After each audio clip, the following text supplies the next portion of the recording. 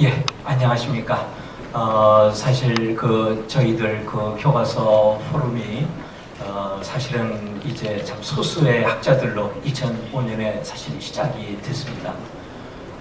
그럼에도 불구하고 그 어려운 가운데서도 이렇게 저희들의 그 작은 목소리가 그래도 우리 사회에 커다란 그야말로 담론으로 이렇게 형성되게 이런 것은 정말 이렇게 오늘 여기 계신 이 어르신들 또 오늘 저희들에게 이 고마운 이 격려의 말씀 또 이 치아의 말씀을 해주신 그와 같은 그 덕분이 아닌가 생각을 합니다.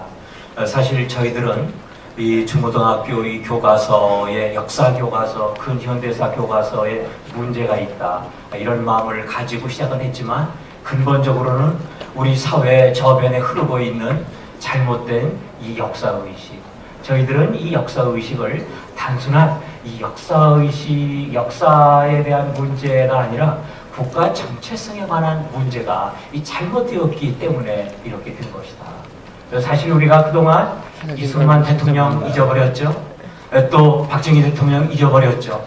사실 금년에 우리가 2010년이라고 해서 거의 정말 이 6.25 전쟁 60주년인데 이때 비로소 금년에 언론이나 이런데 우리 6.25 이 전쟁을 통해서 우리의 아버지 세대 또 우리의 어떻게 보면은 이 선배 세대가 이 나라를 위해서 젊음을 바치고 이 목숨을 바쳤다는 것이 얼마나 의미 있는 것인지 인제야 이 조명이 되고 있지 않습니까?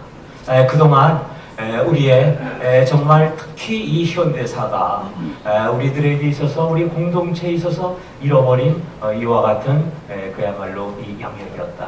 이런 것들에 대해서 저희들은 정말 나름대로 사실 학자들이었기 때문에 크게 저희들이 액티비스트로서 이렇게 한 건 아니지만 그럼에도 불구하고 어려운 세월을 저희들도 겪었습니다. 그렇지만 우리 이렇게 정말 이심전심으로 격려해 주시는 우리 여러 어르신들의 그 힘을 얻어서 저희들이 이제까지 왔습니다. 그러나 지금 저희들 아직까지 이 절반의 이 성공이다. 사실 우리 사회에서 천안함과 같은 이런 사태가 일어났을 때 정말 전쟁이 일어날까 두려워하는 전쟁 공포가 이렇게 횡행하는 이런 공동체, 이건 문제거든요.